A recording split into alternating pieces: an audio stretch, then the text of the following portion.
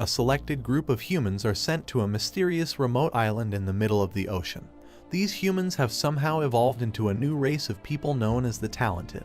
To the rest of the world, they are considered as their only hope in surviving the war between humanity and the alien monsters who have come to Earth to destroy all of mankind. These monsters are now commonly known as the enemies of humanity. The story begins in an unknown year, somewhere in the early 2000s. Our main protagonist is a boy named Nano Nakajima, who lives here on this island among the other talented human race. However, he was apparently born without any talents, and thus leading him to be an embarrassment to the rest of his family, who are quite the opposite. His father had ordered him to leave at once and was sent to this academy to eventually find out his talent, and so he is also far away from his family. This island seems to be some kind of training camp or school for all the talented people and is completely isolated from the rest of the world. The island doesn't receive any communication from the outside world, unless someone calls the teacher from the headquarters, which are the owners of the island and the task force to destroy enemies of humanity. Nakajima is an outcast and a subject of bullying in the class due to his lack of powers,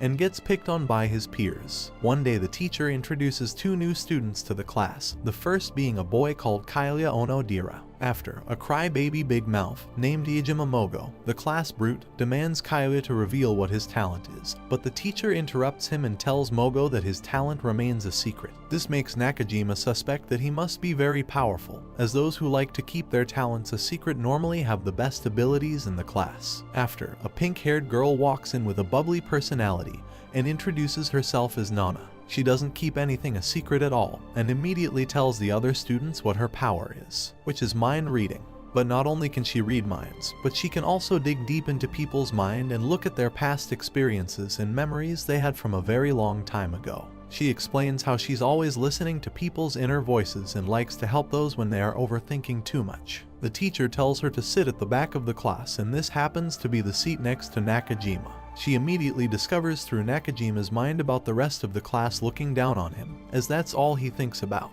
He gets nervous when a beautiful girl like Nana sits down next to him, and can't imagine how a girl that looks like her would want to even help him in any way. Due to her reading his personality traits, she already wants to become friends with him. She starts to find out more about him using her powers, and discovers more about Nakajima's past life memories, before coming to the island, and comes to realize that his dad was a very proud millionaire, who was disappointed in his son for not being useful in the family. Nana knows that Nakajima wants to do everything possible to win back his father's approval. As a way of keeping his father's respect, his father gave him the responsibility of looking after the family watch, and Nakajima promises to keep it safe. Nana also knows that Nakajima needs to get a chance to be the leader of the class, something his father will be proud about, but she knows he will never vote himself in. So Nana quickly volunteers for him to be the new class rep and points out all his best qualities. However, the two most popular students, Mogo and Seiya, also voted themselves in. An argument occurs on who will be the next class rep. At this moment, Kailia begins to stop all the arguing, and proposes a duel match between the three to settle it instead. After school, Nana follows Nakajima home and asks if he would show her around the island, as she still feels very new to everything. As Nakajima walks her around, they talk about their past lives before coming to the island. And while talking, Nana nearly fell down, but Nakajima quickly saves her. She tells him that she felt some sort of entity push her away, and they both think it might be one of the enemies of humanity. Later at night, they're both walking back to their dormitories, and Nana brings up Nakajima's relationship with his father. This annoyed him, as they are his personal and private memories that he doesn't want to discuss with anyone. However, she continues to try and understand how he feels, but he gets upset with Nana for bringing up things that are personal to him. She still doesn't understand why it was a problem for her picking him to be the class rep, since that way he can finally prove his leading abilities to his father, which is all he ever wanted. But Nakajima tells Nana that voting him in is pointless, since it's impossible for him to win as he doesn't possess any talent. The next day at school, Mogo the Fire Brute and Seiya the Ice Wizard are ready to fight for the position to be the new class rep. They enter the battlefield and use a series of attacks against one another, until Seiya uses ice magic to freeze his legs and wins against Mogo. This humiliates the brute, making him extremely angry. So Mogo uses all his power to form a huge fireball and throws it at Seiya, but it nearly hits the entire class, until Nakajima jumps in the way and stops the huge fire blast, thus revealing his hidden talent. It turns out that Nakajima's power is to nullify other people's talents, so he can stop another person's abilities.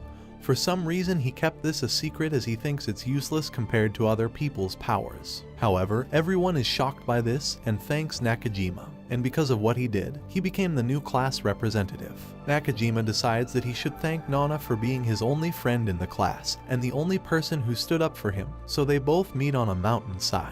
They begin to talk about the enemies of humanity, and the possibility that there was an infiltrator in the school, since these monsters could take any kind of form, even human forms, so even a student could very well be one of these monsters. It is at this moment that Nana's cute persona changes to a dark one, and she eats him off the cliff. Bewildered, Nakajima is holding onto a thin rope for dear life and asks her what is going on. This is when Nana reveals how she's actually a talentless student and isn't part of their talented race. She's actually just a normal human being, and it turns out that the enemies of humanity that the talented students are training to fight against don't actually exist. And there are no giant monsters which they read about in their textbooks. But in reality, the real enemies of humanity are in fact the talented beings. She explains to Nakajima that around 5 years ago, the normal humans got sick of these talented individuals which were rapidly increasing around the world. These new form of humans who could possess special powers stopped using them to fight crime and help humanity, but instead they were using these powers for their own benefits and financial gain, destroying the world we know, breaking all laws, and this eventually started a war between the talented humans and the normal humans. Humanity actually won the war, and after winning the war, the youngest talented beings who survived are now isolated on these remote islands, away from the real world. And from a young age they are all taught that they are being trained here to be Earth's superheroes, and must learn how to defeat the enemies of humanity. But that's something that the humans just made up, because in reality, they only put the talented people on these islands so that humans can remain in control of the world that we know. So they set up this secret operation, which is to eliminate the talented beings before they can master their supernatural abilities. For this they need to send a regular human onto the island to figure out their abilities and then assassinate them, kind of like Amugus. The infiltrator they sent this time is Nana, and even though she's just an ordinary human with no powers, she actually has superior intelligence and is a great judge of character. So together with her incredibly good deductive abilities and high IQ, she can easily make the other students believe that she has the talent to read other people's minds, and that way she could blend in with the talented beings. Her mission given by the human headquarters is to find out these talented people's powers and eliminate as many of them as possible. Her first target was Nakajima, but he's now been eliminated, so now she must go on and get the others. The next day the class heads down to the lake, and here Nana gets to witness the true strength of Seiya's freezing abilities, when he freezes the entire lake within seconds. Nana notices how thick the ice was, and can conclude that it will take at least 5 days for it all to completely melt. Later on in class, Nana sits with Seiya and gets some more information about his talent, but meanwhile Mogo is bullying another student. Mogo goes in to punch the victim, but unexpectedly gets knocked down. This happens to be Shibusawa's doing, another talented student who can manipulate time. Seiya talks to Nana about Shibusawa's abilities, and how he might just be the most powerful one in the entire class, as Shibusawa can actually stop and go back and forth through time,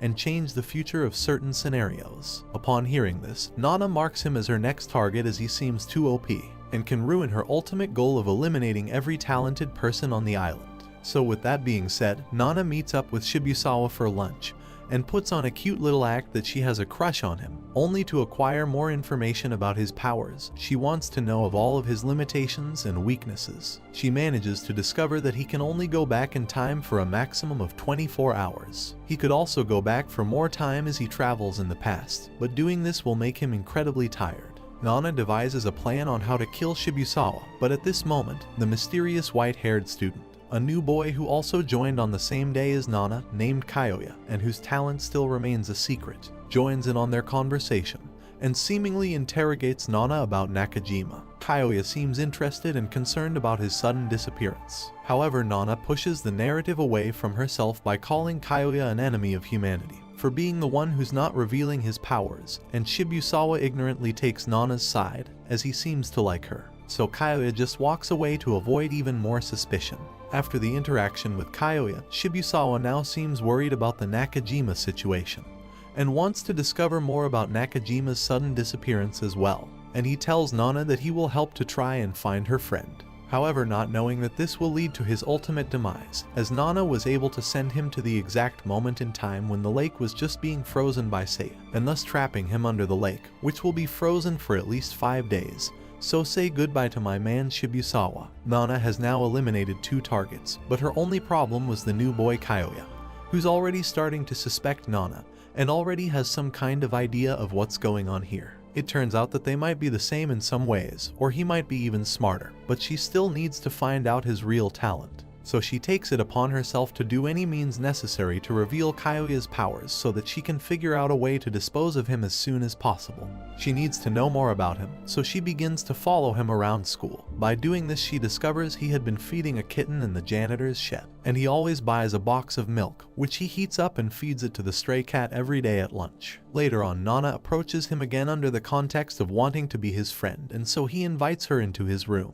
which seems to look more like a library instead of a normal boy's bedroom. However, he does leave Nana a lot of different clues, which she can use to start understanding his secret power. After looking around his room, she deducts that one of Kaoya's weaknesses was that he has no sense of smell, as he seems to keep labels on all his food and groceries, and these labels also have the expiry dates on them, so she can also predict that Kaoya can't see color, and his vision is permanently in black and white. After some brief deduction, the two of them start playing video games together, and he reveals that he has a younger sister, who was also a talented one and was sent to this island. However, he never heard from her ever again, so his goal on the island, other than studying the enemies of humanity, is to also find out what happened to his younger sister, and he thinks that whatever happened to Nakajima will lead him to finding out the answers. Kaoya asks Nana to accompany him over to Nakajima's crime scene, and also interrogates her once again.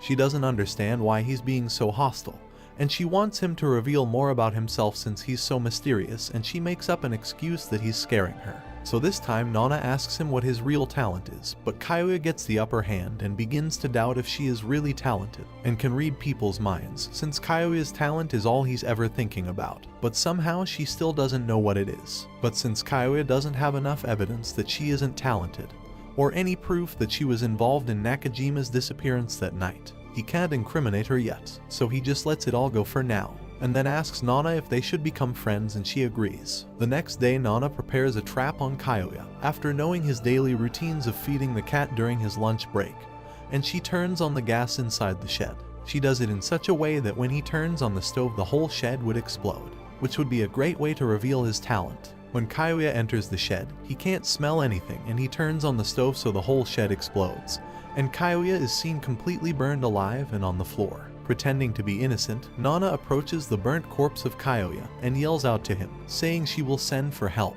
But to her surprise, a half-dead Kaoya grabs Nana's leg, which finally reveals his power, which is immortality. So no matter what anyone tries to do to him, killing him is impossible, and because she was the first to arrive to the scene, he now thinks she's the enemy of humanity. But right after, Kaoya admits he took things way too far, and he calms down and now has a different mindset, and thinks maybe Nana is really only trying to help him, and he comes back to realization, then apologizes to Nana and says he hopes they can still be friends for now. Nana can't have Kaoya thinking of her as the main culprit, so she devises a plan to remove herself from suspicion. Later on that day, Nana ends up meeting a kind-hearted girl called Michiru, who's a somewhat clumsy girl, but she's way too kind of a person. Her ability consists of healing anyone right on the spot, just by simply using her saliva. She gets closer with Michiru by helping her with the class bullies, and they become really good friends. However, she only does this as she needs Michiru for her next plan. During the night, Nana decides to stab her own back. After, Michiru screams loudly, and Kaoya meets them at the scene of the crime. Nana, who had been stabbed, done this knowing that Michiru would save her. When asked who done this to her, Nana tells them it was an enemy of humanity's doing, and that the enemies of humanity can also turn invisible. But after hearing her story, Kaoya still doesn't believe her, and already suspects that she may have stabbed herself. But once again, he tells himself that he's only guessing with his detective skills, and has no real hard evidence that Nana actually done this to herself. The next day during class, they conclude Nakajima was killed by an enemy of humanity, and therefore they need to select a new class rep. Nana gains the confidence of the class for being brave enough to face an enemy of humanity, and surviving one, so they decide to make her the new class leader. Her first command as the class leader was to order a specific student to find out more about the other students and start writing down everyone's abilities. Her brilliant excuse for this was that they need to prepare everyone for the upcoming attack, and makes up a reason that the monsters are already on the island. However, this backfires when after school she runs into a boy called Tsunekichi, who shows her a photo of what's about to happen to them in the next few hours. He reveals how he has the power to see into the future and asks Nana to explain herself. He tells Nana that his photographs are from the future, and while he's dreaming, photos are being captured into 5 photographs at a time. And they will tell him the future, which is something that is 100% going to happen without a doubt, as his power never fails to tell the future. Tsunekichi has been taking photos ever since she arrived, and reveals how he knows about her killing Nakajima, and he also knows about her trapping Shibusawa, the teleport time travel boy, under the lake. So now, knowing that he's going to be killed by Nana next, he decides to blackmail her by saying he is going to tell the others about her being the real enemy of humanity. However, in exchange for his silence, he asks if she will be his girlfriend, and then takes her back to his room. He makes her give him a massage and spend the night with him. At that moment, she observes how his power works within the photos as he's dreaming, and she finds one picture that she doesn't want him to see, so she hides it away. The next day, when Tsunekichi wakes up, he realizes there are only 4 photos here, so one photograph is missing, since he can only take a maximum of 5 photos at a time, something that Nana didn't know about, and he blames her for taking it. He finds the photo in Nana's pocket, and the photo in question revealed how Tsunekichi actually won the fight between him and Nana stole the photo because she wanted him to feel like she was the one with all the power to get the upper hand on him. He tells her that no matter what, everything will happen exactly as he predicted in the photos. So the next day at 10 p.m., they both meet at the rendezvous in the shed. This is the exact time the photo took place, and to change the fate of the photos, she had some poisonous needles in her back pocket, and threw them on the floor 5 minutes before he arrived. She then grabs the rope and everything happens as they did in the photos, but when he is about to take advantage of her, she falls on the floor directly next to the needles and uses them to attack Tsunekichi. After he's dying, she reveals that she hid the real 5th picture, and it turns out that the image in which she seemed like she was dead wasn't actually real, but it was a photo that had been taken by Nana herself, and she hid it on her as she knew he would find it, and then think that that's what really happened.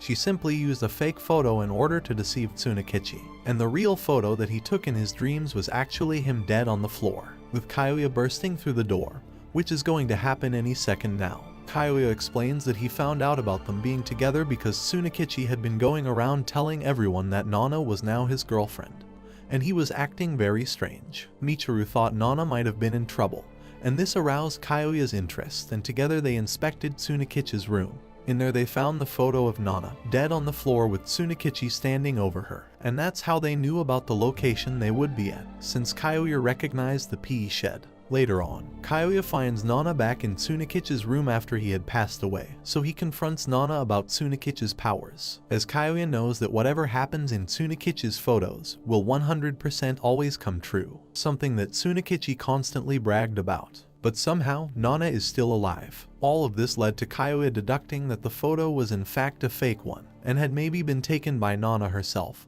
to manipulate Tsunekichi and make him lower his guard at a specific time, so Nana could win in the fight against him. But once again, Kaguya was only speculating all this inside his head, and still has no real evidence of this being true, and still has nothing to prove his theories right now, so once again he just lets her go. However, Kaguya does suspect Nana is playing everyone, and now needs to find proof that Nana is up to something, so he can tell the rest of the class. Everyone had left the PE shed, except for Michiru, who was still trying to bring Tsunekichi back to life with her healing powers. While doing so, she felt something under his jacket and takes it out just as the ominous-looking Nana enters the room.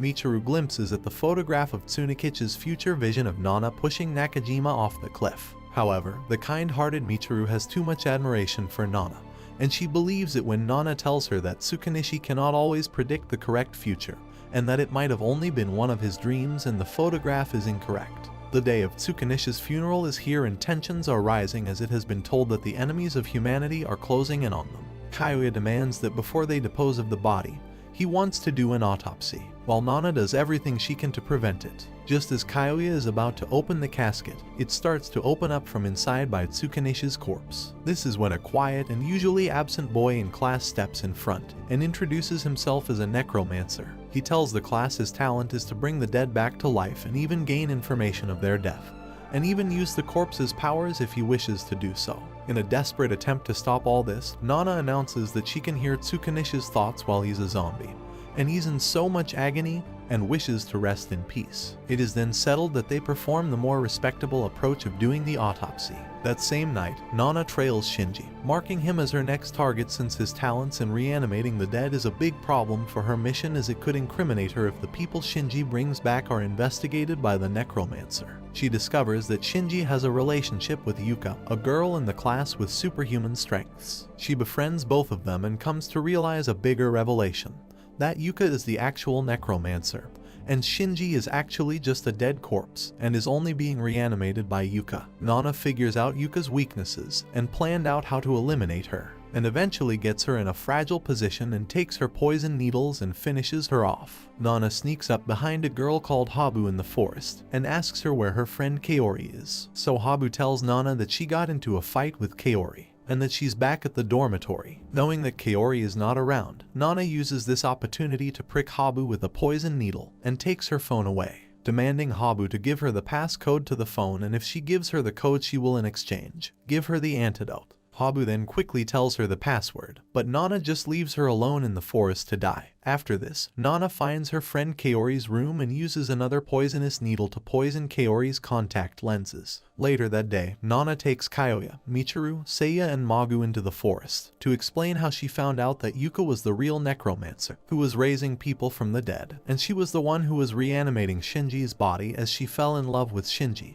and wanted to be with him forever. Nana tells them that in the end Yuka regretted doing this and then killed herself. Kaoya's suspicion and Nana are now greater than ever as Nana struggles to cover up the kills. The other classmates, especially the loyal Michiru, still refuse to believe it. In the dormitories, the group hears a scream. Running to Kaori's room, they find her dead. As Kaoya investigates the scene, he finds that Kaori was poisoned through her contact lenses. Michiru mentions how Habu's talent was turning her saliva into poison, thus making Kaoya suspect Habu instead of Nana. After going through Kaori's phone, Michiru tells Kaoya that Kaori and Habu last spoke when they were in the forest with Nana. Convinced that Nana killed Kaori, Kaoya tells some of their classmates that Nana is the culprit. After explaining his evidence against Nana, Kaoya begins to search Nana for Habu's phone as his main piece of evidence. After searching Nana and not finding the phone to prove his claims, Kaoya apologizes to Nana. After Michiru yells at him for putting Nana through all these claims, and Nana tells the group that she can hear Habu's spirit voice,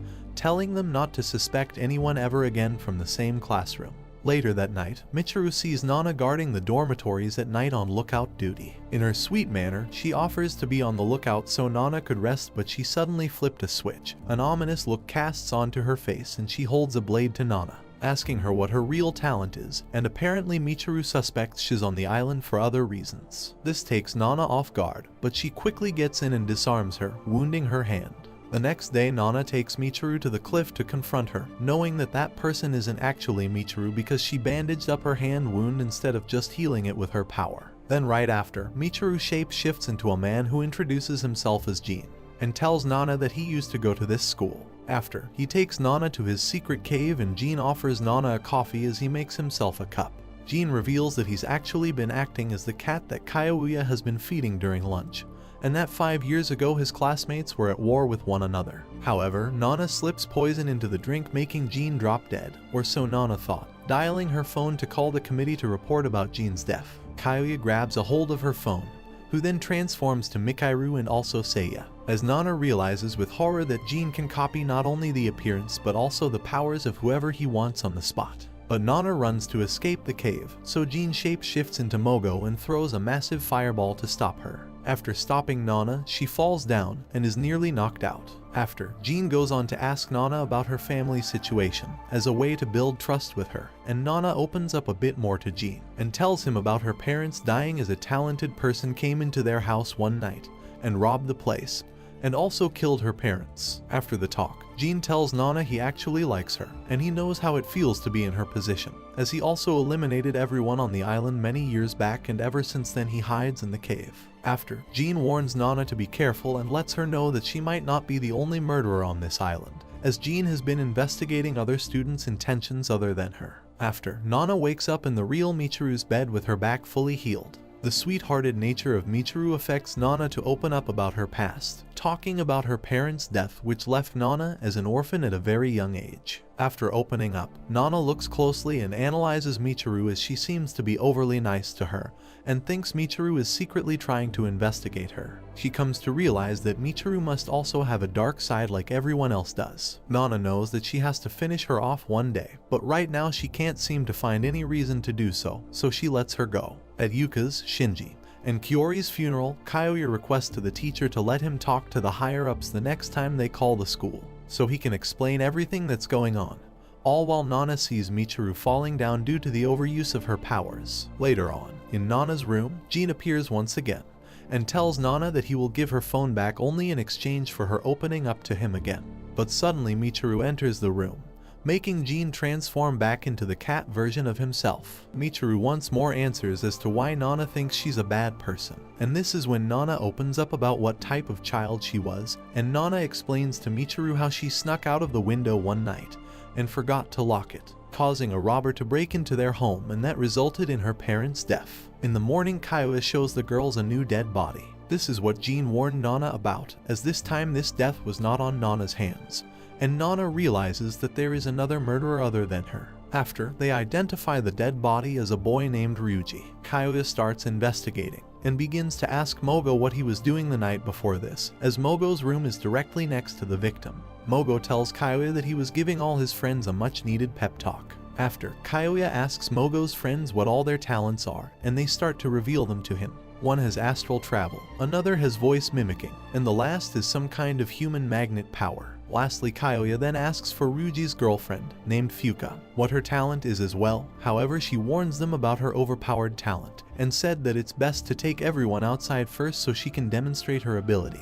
When outside, she explains how she can harness the elements of the earth and control them, such as the wind, which she uses to attack Kyoya. Finishing up outside, their teacher runs to Kyoya telling him the higher-ups are on the phone. Back in the room, Nana and Michiru are still investigating the crime scene when Nana notices Michiru looking worried. Later on, Michiru asks Nana to live with her and her parents after they graduate from the island. This causes Nana to get emotional, and she leaves the room. After receiving back her washed and cleaned uniform from Michiru, Nana realizes that the poison bottle she left inside the pocket, which she intended to use against Jean, is missing from her pocket. Right after, Kyoya appears, and also their teacher, who informs Kyoya that someone from headquarters will be coming to the island. After being interrogated by Kyoya, Fuku pleads with Nana to help her avenge her boyfriend Ryuji's death. Later on, Nana reaches Michiru's room to find her poison bottle, until Jean appears with the poison and gives it to her. Jean tells Nana to check on Michiru, but as she opens the door she finds Michiru unconscious in the bath. After a debate on whether or not to save a talented person's life and go against her ultimate mission, Nana picks her up and finally rushes to their teacher to ask for the doctor. But he tells her to ask Kyoya for help instead, as all the teachers have left the island. Kyoya gives Nana some medicine and she rushes back to Michiru's side. Later that night, Fuka comes in and asks Nana if there are any developments in the case of her boyfriend Ryuji, but Nana tells her that Kyoya is taking care of it. Time passes, and this is when Michiru wakes up and tells Nana how she healed a mysterious cat that came to her before going into the shower. In the forest, Jean catches and talks to Ryuji's killer, telling him to stop harming the animals and pets on the island.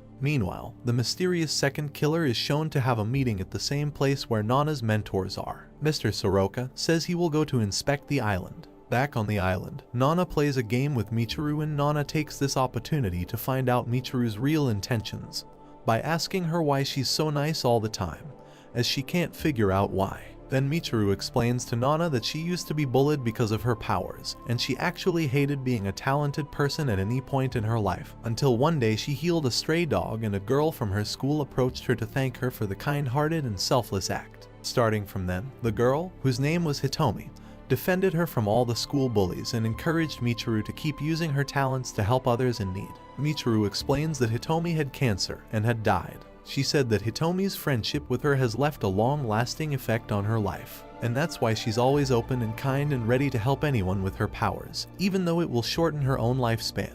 Then Nana leaves the room once again, and this upsets Michiru, as she just wants to be friends with Nana, but Nana is constantly showing different emotions. When she leaves, Nana gets torn up between what to prioritize, her friendship with her beloved friend Michiru, or her mission at hand, which is destroying all talented beings. Just then, Jean sneaks into Nana's room again to give her information of Michiru's whereabouts, adding that she might be in danger. Jean knows how much Nana cares for her, but Michiru is just about to be attacked by the second killer. Nana's immediate response was to go and rescue her. During the way there, Nana gets a call from Mr. Soroka, the man from the talentless Human Council headquarters, and is also Nana's boss. He said that he called to remind her of the mission and expects her to carry it out, not leaving any talented ones alive. At this moment, Nana seems to have a change of heart and decides that Michiru is still an enemy of humanity, and that she's not worth risking the entire mission. The scared Michiru tries with vain attempts to escape the killer. Just when the stab that could have ended her life reached her, Nana appears and shields her from it, taking the stab in the back. Nana reveals that Ryuji's killer is Mogo's friend, who can do astral travel, named Rentaru, who is still in his astral form, finishes off the weak Nana with more stabs, apparently finding delight in the murder with no intention other than getting high on it. Within the dormitories, Kaoya finds Rentara's physical body, as he and Nana had planned how to catch him earlier, which breaks his astral travel. With the astral form of Rentaru gone, Michiru rushes over to Nana's body, who is bleeding and is barely alive. Without second guessing, she starts healing her injuries despite Nana's protests for her to stop. Nana restored to perfect health and depart from her bloodied clothes and torn in places where she was stabbed. There are no traces of injury. She kneels in front of Michiru's body to try to listen for a heartbeat, but what she hears makes her break down in anguished. Thanks for watching. If you enjoyed this and want to see more, please make sure to drop a like and subscribe to the channel with notifications on so you never miss a future video. And until next time guys, take care.